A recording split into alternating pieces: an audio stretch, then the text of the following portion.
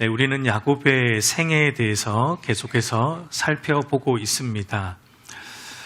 야곱은 이제 하나님의 말씀을 따라 라반의 종으로 살던 그 밧단 아람에서의 삶을 청산하고 하나님이 가라고 명령하신 가나안으로 향했습니다. 그러나 여러분, 그 길이 순탄하지는 않았어요. 왜냐하면 우리가 지난 시간 보았지만 가나안으로 향하는 이 야곱의 길을 막고자 맹렬하게 쫓아왔던 라반의 이 위협이 있었기 때문이었습니다. 이것이 여러분 우리에게 주는 메시지가 있었죠. 그것은 우리가 세상의 종으로 살던 삶의 자리에서 우리가 돌이켜서 다시 하나님의 말씀을 따라 사는 거룩한 삶의 자리로 나아가고자 우리가 결단하고 또 우리가 그렇게 순종의 발걸음을 떼면 그것을 막고자 하는 사탄의 맹렬한 방해 공작이 저와 여러분의 삶에 사람을 통해서든 아니면 환경을 통해서든 일어난다라는 것을 우리에게 말해 주었습니다. 베드로전서 5장 8절에서 근신하라 깨어라 너희 대적 마귀가 우는 사자같이 두루 다니며 삼킬 자를 찾나니 라고 말하듯이 여러분, 마귀는 오늘도 우는 사자처럼 삼킬 자를 찾고 있어요. 여러분, 마귀가 삼키고자 하는 대상은 누구입니까?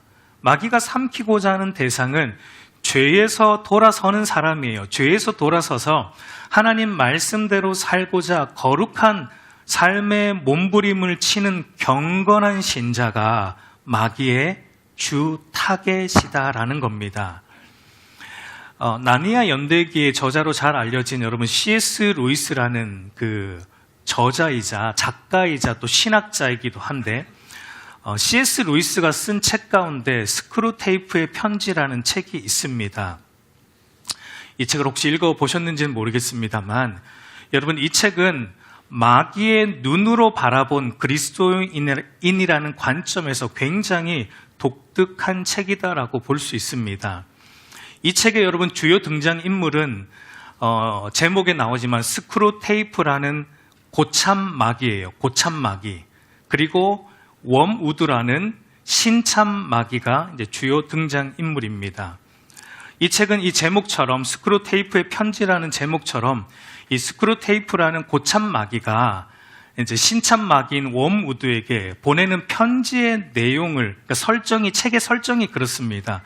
고참 마귀가 신참 마귀에 쓰는 31편의 편지의 내용을 이제 이 책의 내용인데, 편지의 내용이 뭐냐면 신자가 하나님과 그리스도에게서 멀어지게 하는 방법이 무엇인지, 신자의 믿음을 약하게 만드는 방법이 무엇인지를 고참 마귀인 스크루테이프가 이제 신참 마귀인 웜우드에게 그 비결, 그 노하우를 전수해주는, 그러니까 31편의 편지로 전수해지는 내용이라고 볼 수 있어요. 여러분, 이 책을 보면은 이 책에서 그리스도인을 뭐라고 부르는지 아십니까? 이 책은 여러분 마귀의 눈으로 바라본 그리스도인에 대한 내용이기 때문에 이 책에서 그리스도인은 환자로 불립니다. 환자. 마귀의 눈에 그리스도인은 그리스도에게 미쳐있는 환자들로 보인다는 것이고, 마귀의 주 공격 대상은 바로 예수 그리스도에게 제대로 미쳐있는 경건한 신자들, 환자들이다라는 것입니다. 여러분, 마귀가 저와 여러분을 볼 때 쟤는 안 건드려도 괜찮겠다, 쟤는 지가 알아서 대충 믿으니까 가만 놔둬도 충분하다, 알아서 이 세상의 삶이 다인 것처럼 살아주니까 굳이 건드릴 필요 없다, 쟤는 믿는 사람이긴 것 같은데 보니까 우리 편이다, 우리 편이나 마찬가지다라고 여러분 마귀의 눈에 인식되면 안 되겠죠. 안 되겠죠. 여러분, 그것은 그리스도인으로서 여러분 자존심이 상해야 되는 거예요. 마귀가 저와 여러분을 볼 때 쟤는 가만 놔두면 안 되겠다, 쟤는 하나님과 그리스도에게 제대로 미쳐있는 중증 환자다, 이 세상을 열심히 사는데 보니까 그가 열심히 사는 이유가 먹든지 마시든지 무엇을 하든지 하나님의 영광을 위해서 살아가는 예수 그리스도에게 미쳐있는 환자다. 모든 것이 다 하나님의 것임을 알고 하나님 앞에서 청지기로서 하나님의 뜻대로 열심히 살고 있다. 그러니 죄는 우리의 주 공격 대상이다라고 인식이 되어야지 우리가 그리스도인으로서 여러분 자존심이 안 상하는 것입니다. 과연 저와 여러분은 마귀의 눈에 어떤 자로 보일까요? 우리는 한번 생각해 볼 필요가 있습니다. 우리는 과연 마귀가 볼 때 마귀의 눈에 나는 환자일까? 아니면 정상인일까? 생각해 볼 필요가 있겠죠. 마귀의 눈에 주 공격 대상으로 인식되는 중증, 그리스도에게 미친 중증 환자로 보이는지, 아니면 마귀의 눈에 그냥 내버려둬도 괜찮은, 알아서 대충 믿는 마귀의 눈에 정상인으로 보일까요? 여러분, 마귀로부터 저 인간은 패스, 열애라는 말을 듣지 않기를 간절히 소망합니다. 마귀로부터, 여러분 이왕 믿는 거 마귀로부터 저 인간은 나의 주 공격 대상이다라는 말을 들을 수 있는 하나님과 그리스도에게 제대로 미친 중증 환자로 여러분 신앙생활 하시기를 우리 주님의 이름으로 축복합니다. 여러분, 마귀는 지금도 우는 사자처럼 말씀대로 사는 신자들의 믿음을 공격하고 신자들을 삼키려고 하지만, 그러나 여러분 중요한 것이 있어요. 중요한 것은 이미 승자와 패자는 결정이 되어 있다라는 것입니다. 이미 결정된 승자는 누구입니까? 그리스도를 믿는, 믿음으로 사는 신자들이 이미 승자고, 이미 결정된 패자는 믿음으로 사는 신자들을 공격하는 사탄과 믿음 없는 이 세상이 결정된 패자라는 것입니다. 여러분, 이것이 어디에서 결정이 되었습니까? 이것은 여러분 이미 창세전에 하나님의 작정 안에서 결정된 사실이고, 실질적으로 확증이 된 것은 우리의 죄를 대신하여 십자가에 달려 죽으시고 또한 부활하신 주님으로 인하여서 이것이 실질적으로 확증, 공증이 된 것입니다. 여러분, 아담이 죄를 범하고 사탄과 죄의 종이 되었을 때 하나님께서 아담에게 죄와 사탄의 종된 것을 끊어내고 죄와 사탄의 권세에서 건져내어 주셔서 하나님 나라로 옮기실 것이고, 하나님 나라의 영원한 승리를 가져올 이 메시아에 대한 복음을 선포해 주셨는데, 그것이 창세기 3장 15절 말씀이죠. 우리 창세기 3장 15절 말씀 같이 한번 읽어보겠습니다. 내가 너로 여자와 원수가 되게 하고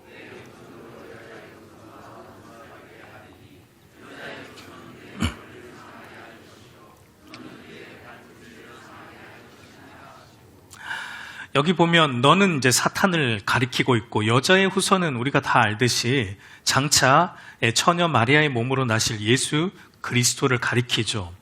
사탄은 여러분 십자가에 달리신 그 예수님의 발꿈치를 상하게 함으로 자기가 이겼다라고 생각했겠지만, 예수님께서 성경대로 십자가에 죽으시고 성경대로 사흘 만에 부활하심으로 예수님은 사탄의 머리를 상하게 하셨어요.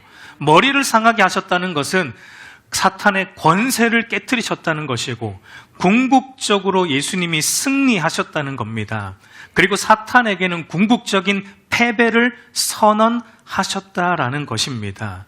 그러니까 여러분, 지금 사탄이, 마귀가 잠시 하나님이 허락하신 범위 안에서만, 그것도 하나님이 허락하신 범위 안에서만, 여러분 사탄도 하나님의 통제 아래 있다라는 것을 우리가 기억해야 돼요.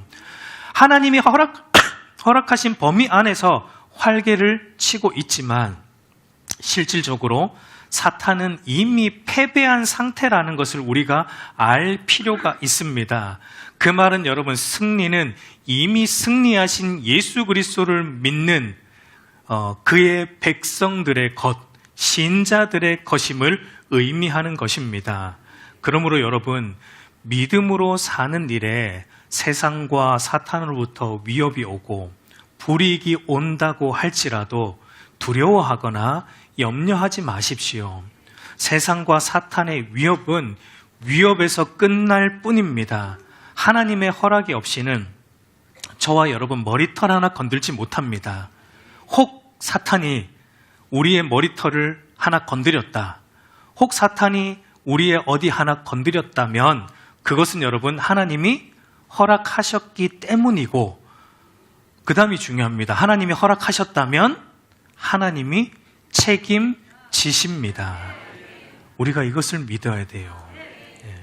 그래서 여러분 지난 시간 보았듯이 라반이 야곱을 해하고자 우는 사자처럼 맹렬하게 쫓아왔지만 결과는 우리가 보았듯이 야곱 머리털 하나 건드리지 못했습니다. 그 이유가 무엇이었습니까? 하나님께서 야곱을 쫓아오던 라반에게 나타나셔서 뭐라고 말씀하셨죠?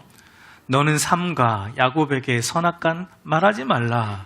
그러니까 야곱은 내가 택한 내 백성이니까 너는 내 허락 없이는 야곱 머리털 하나 건드리지 마라 라고 하나님이 이 라반의 위협을 막으시고 통제하여 주셨기 때문이다 라는 것을 우리가 보았습니다.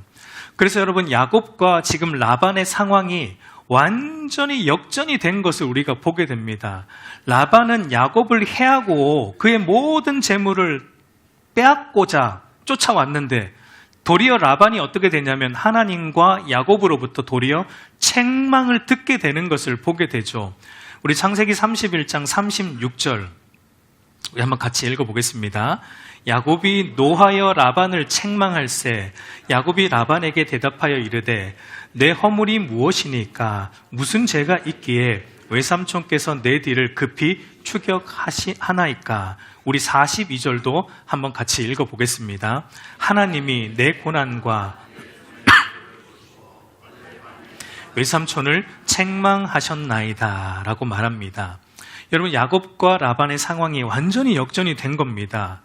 여러분 우리 기독교 신앙은 항상 이와 같은 반전과 역전이 있습니다. 여러분 슬픔이 변하여 기쁨이 되고 애통이 변하여 길한 날이 되는 반전과 이 역전이 우리 기독교 신앙 안에 있다라는 거예요. 우리 고린도후서 6장 9절에서 10절에서 말하듯이 믿음으로 사는 신자는 여러분 이런 사람입니다. 무명한 자 같으나 유명한 자요.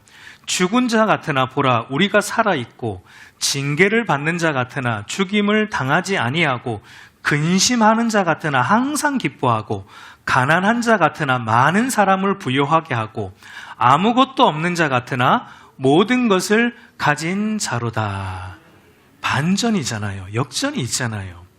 그리고 여러분 이와 같은 반전과 역전이 완전한 반전과 완전한 역전이 주님 다시 오실 때 주님께서 이 세상에 다시 오시는 그 마지막 날에는 완전한 반전과 역전이 일어날 것입니다. 지금은 여러분 사탄과 세상 사람들이 예수 믿는 우리를 조롱하고 세상의 가치가 아니라 말씀을 따라 사는 신자를 향해서 미련하다. 이 십자가의 미련한 도를 가지고 살아가니까 미련하다라고 우리에게 말할지 모르지만 그래서 지금은 그들이 더 유명하고 그들이 더 살아있는 자 같고 그들이 더 기뻐하는 자 같고 그들이 더 부유한 자 같을지는 몰라도 여러분 주님 다시 오시는 그 날 마지막 날이 되면 이 상황이 다 역전되고 반전이 일어납니다.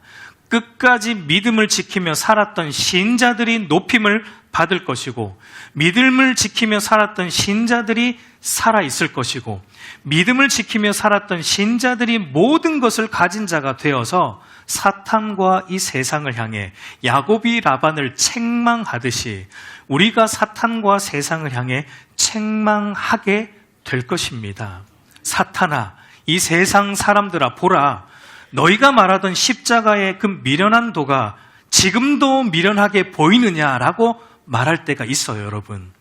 너희가 말하던 세상의 지혜와 잘남과 성공이 지금도 지혜와 성공으로 보이냐라고 우리가 책망하고 말할 때가 옵니다, 여러분. 온 세상의 심판주로 임하신 그리스도께서 믿음으로 살았던 신자들의 그 고난과 신자들의 수고를 보시고 신자들을 조롱한 너희들을 이제 책망하신다라고 여러분 믿음을 끝까지 지키며 살았던 신자들이 마지막 날에 이와 같이 세상과 사탄을 향해 책망하고 외치게 될 것입니다. 그러므로 여러분 끝까지 끝까지 믿음으로 살아가는 저와 여러분들이 되기를 간절히 소망합니다. 하나님과 야곱에게 이렇게 호되게 책망을 들은 라반이 이제 자기가 할 수 있는 것이 없다라는 것을 이제 알았습니다. 그럼에도 여러분, 라반은 마치 사탄이 끝까지 발악하는 것처럼 라반이 마지막까지 여전히 자기 재물에 대한 미련을 버리지 못하는 것을 우리가 또 보게 됩니다. 라반이 하는 말을 한번 유심히 보십시오. 우리 43절 한번 같이 읽어보겠습니다. 라반이 야곱에게 대답하여 이르되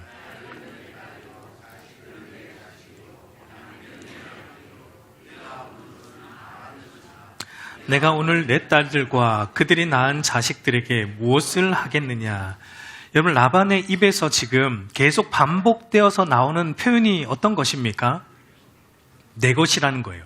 내 것이라는 말이 계속 반복해서 나오는 것을 보게 됩니다. 딸들은 내 딸이요, 자식들은 내 자식이요, 양떼는 내 양떼요. 네가 보는 모든 것은 다 내 것이다. 네 손에 있는 그 모든 것들은 다 내 것이다 라고 말하고 있는 것을 보게 됩니다. 여러분, 라반이 지금 뭘 계속 미련이 있습니까? 재산에 대한, 재물에 대한 미련이 라반에게 여전히 그렇게 책망을 받았음에도, 하나님으로부터 그렇게 호되게 당했음에도 불구하고 라반은 그래도 재물에 대한 미련을 버리지 못하고 있는 것을 보게 됩니다. 여러분, 이 라반은 야곱과 함께 20년 동안 살면서 야곱과 함께 하시는 하나님을 경험한 사람이에요. 야곱과 함께하는, 그래서 야곱이 하는 모든 일에 형통함을 주셨던 복의 근원이 되시는 하나님을 라반이 경험 못한 사람이 아니라 경험한 사람입니다. 그럼에도 불구하고 라반은 끝까지 하나님을 진실로 믿지 못하고 있는 것을 우리는 보게 됩니다. 참으로 불행한 사람이죠. 여러분, 그럼 그 이유가 무엇입니까? 라반이 끝까지 하나님을 믿지 못하는 그 이유가 무엇입니까? 라반의 모든 관심이 내 것에 있었기 때문입니다.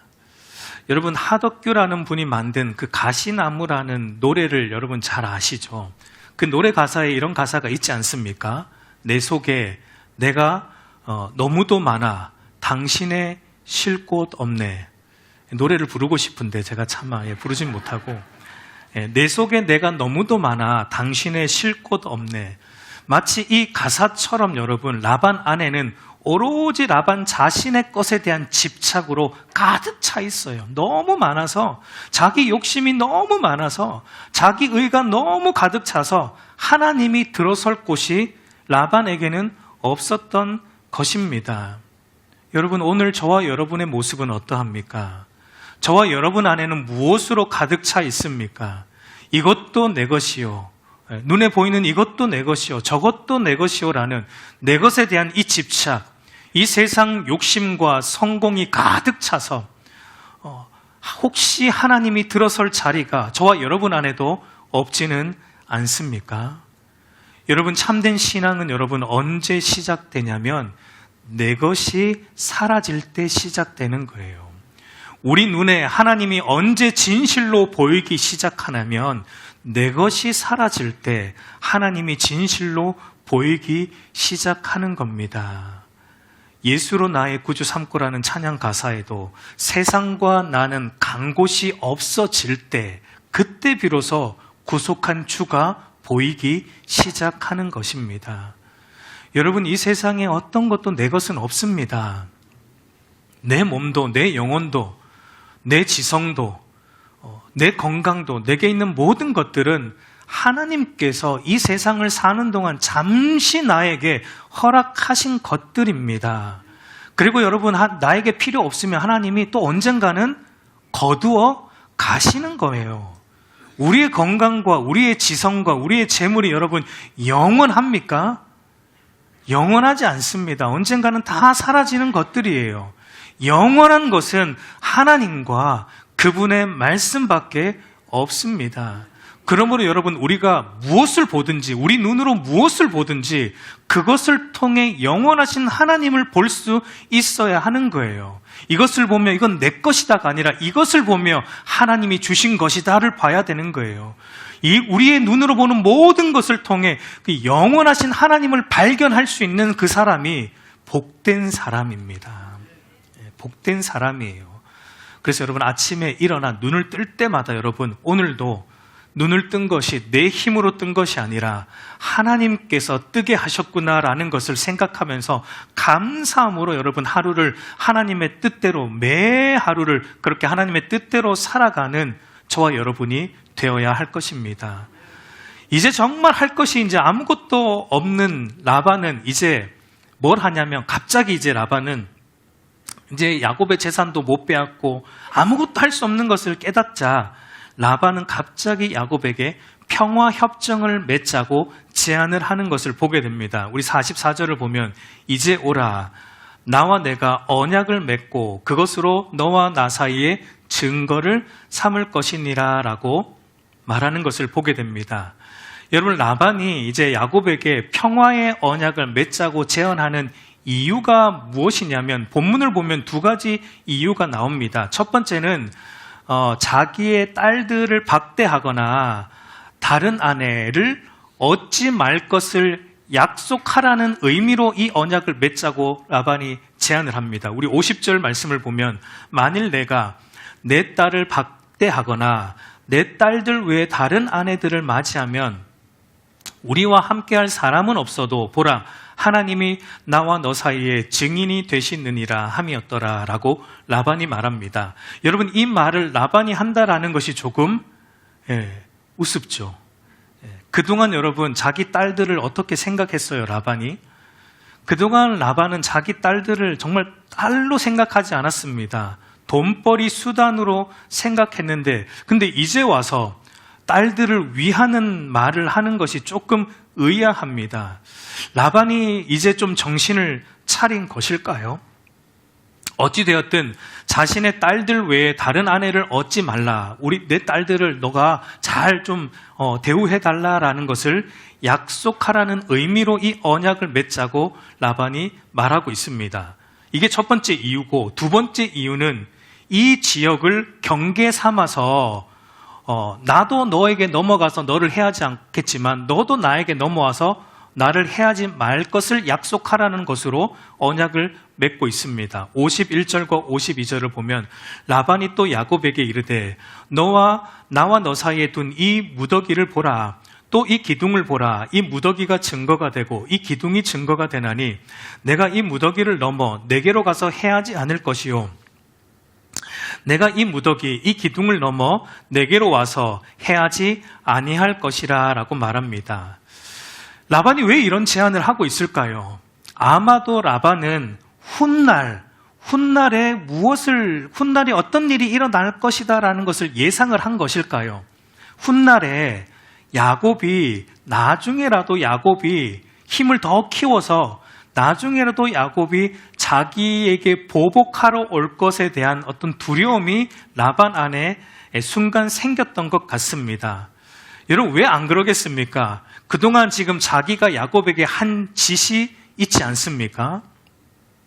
야곱이 보복하러 온다고 한들 사실 할 말도 없을 뿐더러 더구나 야곱을 지키고 보호하시는 하나님의 이 막강한 능력을 라반이 경험했기 때문에 언젠가는 이 야곱이 하나님의 이 힘과 능력을 빌어서 자신을 보복하러 올 수도 있다라는 생각을 라반은 한 것입니다. 두려운 거예요. 그래서 그 순간 재빨리 라반이 꾀를 내어 생각해낸 것이 하나님의 이름을 걸고 서로 해하지 말자라는 평화 협정을 맺자고 라반은 야곱에게 제안하고 있는 것을 우리가 보게 됩니다. 여러분 이 제안에 야곱은 어떻게 반응하는가? 우리가 사실 이제 중요하게 보고자 하는 것은 야곱의 반응입니다. 야곱은 이 언약에 어떻게 반응하고 있는가? 야곱도 라반의 평화 협정에 승낙을 하고 같이 언약을 맺습니다. 우리 45절에서 47절을 우리 한번 같이 읽어보겠습니다. 이에 야곱이 돌을 가져다가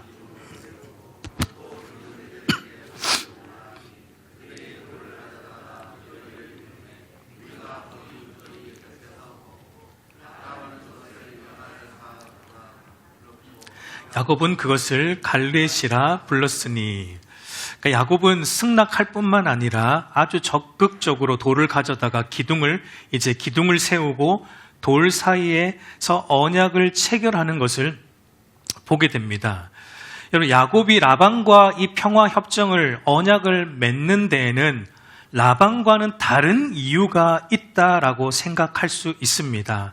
두 가지, 야곱에게도 두 가지의 이유가 있다라고 볼 수 있는데, 첫 번째는 야곱은 이제 라반을, 이 평화 협정이듯이 야곱은 이제 라반을 참으로 용서하고 라반과 참으로 화평하고 평화의 관계를 맺고자 하는 이유로 이 언약을 맺고 있다라고 볼 수 있습니다.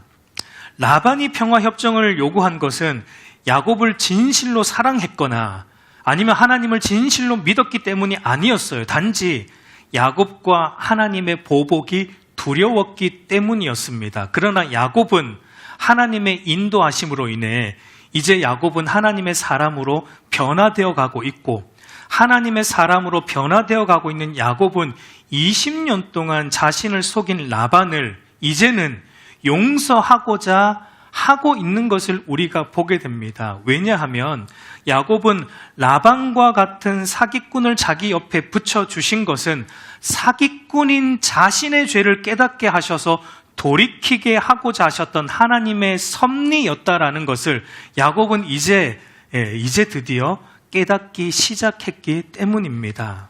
하나님의 일하심에는 한치의 실수가 없다라는 것을 야곱은 이제 떠나면서 그것을 깨닫고 있는 거예요. 그래서 야곱은 자신의 죄를 돌아보는 거울로서 자기 옆에 있어준, 자기를 그렇게 괴롭혔던 라반을 미워하기보다는 이제는 도리어 품고 그를 용서하고 그를 사랑하고 그와 화평한 관계를 맺고자 이 평화협정에 흔쾌히 승낙하고 평화협정을 맺고 있다라고 우리가 생각할 수 있습니다. 그러니까 여러분, 야곱의 믿음이 자라고 있는 거예요. 하나님의 다루심을 통해 야곱의 믿음이 자라고 있고, 그리고 이것이 여러분 하나님의 말씀을 따라가는 신자의 마땅한 모습입니다. 여러분, 신자는 어떤 사람들입니까? 하나님으로부터 용서받을 수 없는 용서를 받은 자들이기 때문에 신자는 악을 악으로 갚지 않고 모든 사람과 더불어 선을 행하고 모든 사람과 더불어 화목해 하는 자들이다라는 것입니다. 그래서 사도 바울도 이렇게 말합니다. 데살로니가전서 5장 15절 말씀 우리 한번 같이 읽겠습니다. 누구에게든지 악으로 악을 갚지 말게 하고 서로 대하든지 모든 사람을 대하든지 항상 선을 따르라 라고 말합니다. 여러분, 저와 여러분, 예수 그리스도를 믿는 신자인 저와 여러분들이 있는 곳에 반목이 일어나고 다툼이 일어나서는 안 돼요.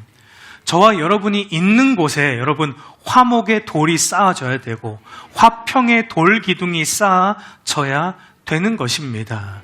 이것이 여러분 야곱이 이 화평의 돌 기둥을 쌓는 이유입니다. 이제 야곱은 라반과 반목하고 싶지 않아요. 용서합니다. 그를 품습니다. 그를 사랑합니다. 왜냐하면 야곱은 이제 하나님의 사랑을 깊이 깨닫고 있기 때문에 그렇습니다. 나 같은 자를 용서하신 이 하나님의 사랑을 깨닫고 나니까 라반은 귀여워 보이는 겁니다. 20년 동안 괴롭힌 그 라반이 자기가 하나님에게 행한 그 엄청난 죄악을 생각해 보니까 라반이 나에게 행한 이 20년 동안 나를 괴롭힌 것은 귀여운 거예요. 용서해 줄 만한 거예요. 하나님이 나를 용서하셨다면 나도 그 누군들 용서 못할 사람이 없겠는가. 야곱은 이제 이렇게 자라가고 있는 것입니다. 이것이 첫 번째 이유라면, 두 번째 이유는 뭐냐면 다시는 바단 아람으로 넘어가지 않겠다라는 경계선의 표시로서 야곱은 이 돌기둥, 언약을 맺고 돌기둥을 쌓고 있다라고 볼 수 있습니다. 우리 52절을 다시 보면 이 무더기가 증거가 되고 이 기둥이 증거가 되나니 내가 이 무더기를 넘어 내게로 가서 해하지 않을 것이요 내가 이 무더기, 이 기둥을 넘어 내게로 와서 해하지 아니할 것이다 라고 말합니다. 그러니까 돌 기둥을 기준으로 해서 서로 넘어가서 해하지 말자라고 라반이 제안을 했습니다. 그러니까 라반 편에서는 보복에 대한 두려움 때문에 해하지 말자라는 것이 라반에게는 목적이었지만, 그러나 야곱 편에서는 다른 의미가 있습니다. 야곱 편에서는 야곱은 이미 라반을 용서하기로 마음을 먹은 사람이에요. 평화 협정을 맺고 화목하고 화평하고 있습니다. 보복은 자기 소관이 아니라 하나님 소관, 원수 갚는 것은 우리에게 있는 것이 아니라 하나님께 있다라는 것을 야곱은 이제 깨달은 사람이고 아는 사람입니다. 그러니까 야곱은 넘어서 해할 목적이 야곱에게는 이제 조금도 없습니다. 그럼에도 왜 돌기둥을 세우며 서로 넘어가지 않자라고 약속을 하는가? 야곱에게 이것이 무슨 의미인가? 여러분, 야곱은 이 돌기둥을 세움으로 말미암아 경계선을 긋고 있는 거예요. 무엇에 대한 경계선을 긋고 있는 겁니까? 다시는 내가 밧단 아람으로 넘어가지 않겠다라는 경계선을 긋고 있는 겁니다. 밧단 아람에서의 그 삶은 어떤 삶이었습니까? 하나님의 말씀이 아니라 자기 욕심에 이끌려 살았던, 죄의 종으로 살았던 그 밧단 아람의 삶으로 내가 다시는 뒤돌아서지 않겠다, 뒤돌아가지 않겠다라는 그 신앙의 결단과 경계선으로서 바로 야곱은 이 돌무더기를 쌓고 이 언약을 체결하고 있다라는 것을 볼 수 있습니다.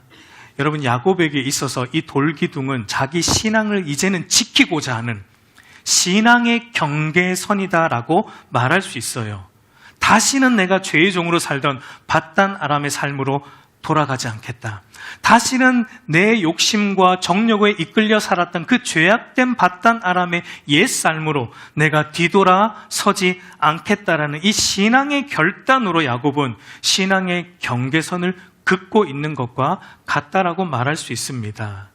여러분, 오늘 저와 여러분도 매 순간 이 신앙의 경계선을 그어야 합니다.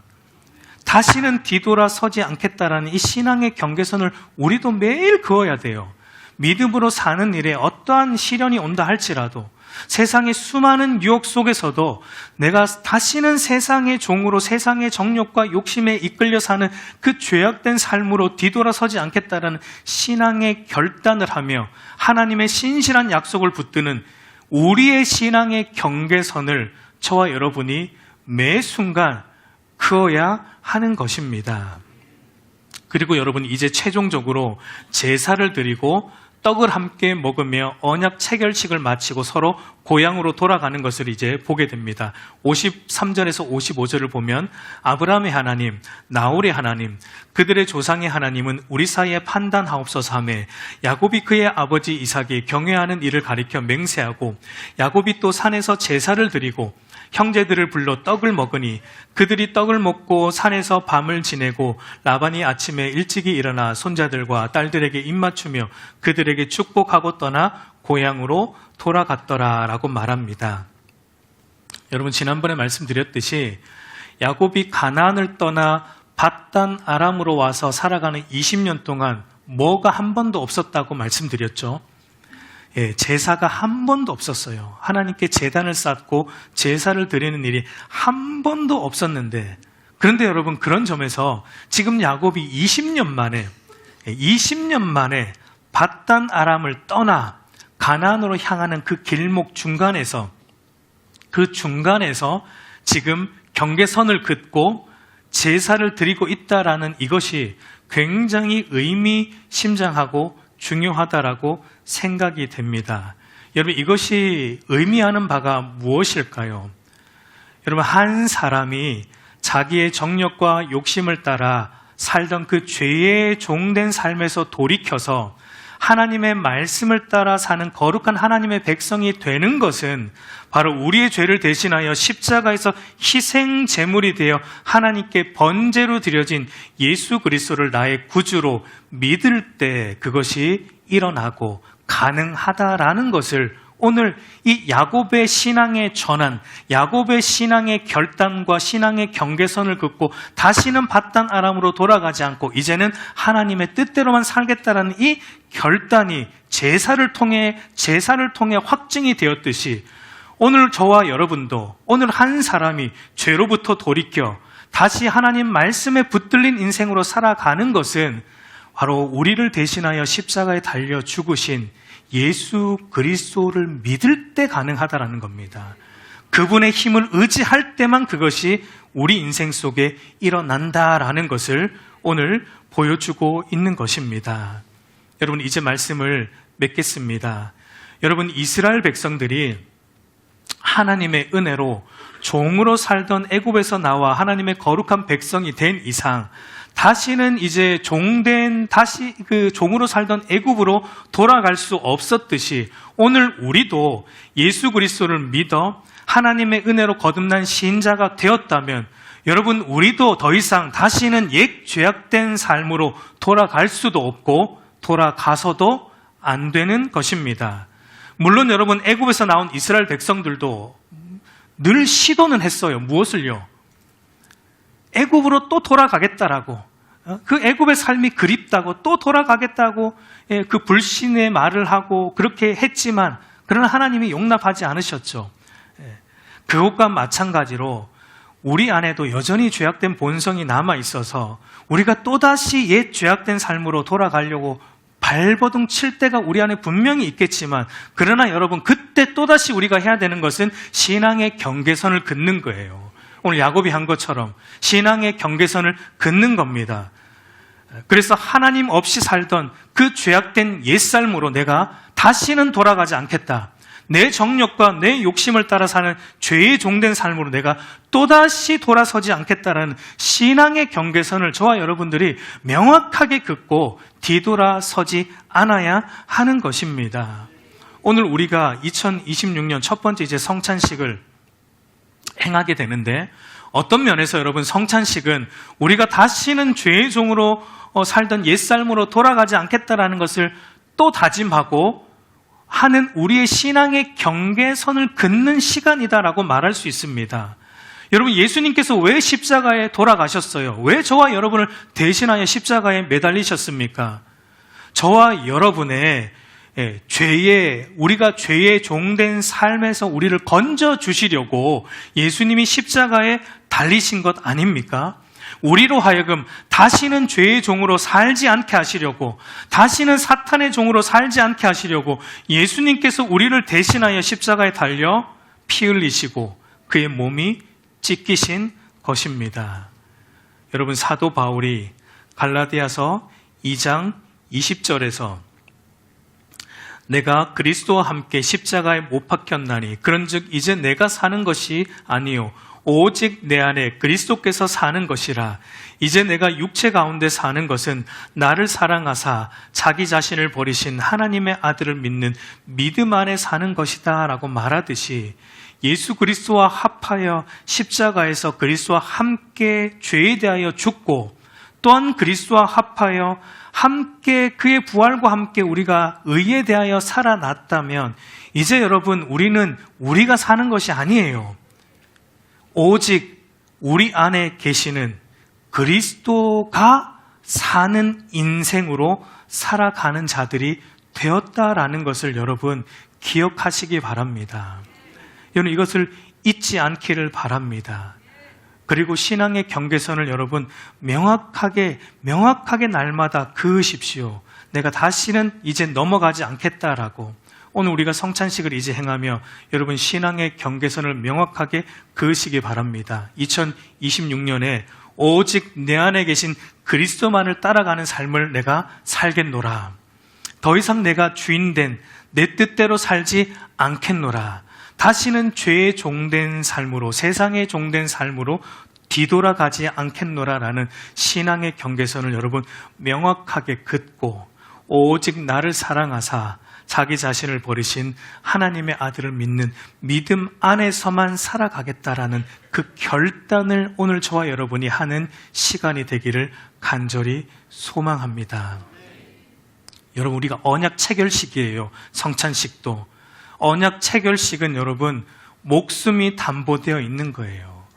우리의 생명을 걸고 내가 정말 주를 위해 살겠노라라고 오늘 이 성찬식을 통해 우리가 결단하는 그런 시간이 되기를 우리 주님의 이름으로 축복합니다.